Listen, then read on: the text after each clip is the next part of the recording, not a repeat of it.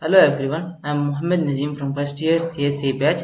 Our startup company name is G3S. Product present name is Shoe. Product proposal name is Elite Kicks. Empathizing, mentioning some of the requirements and feelings about the product as said by the customers during the empathizing activity. Automatic size adjustment sensors to detect the presence of any other object.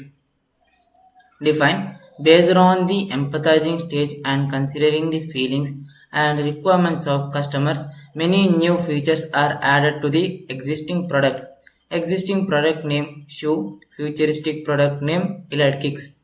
Ideate. Some of the additional features to be added are mentioned here. Customizable insoles for better comfort and support.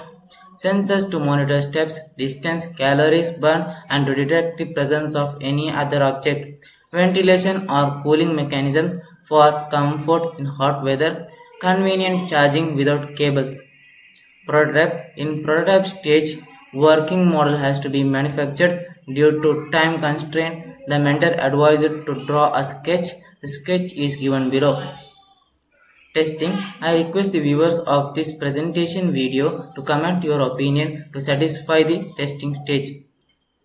Thank you.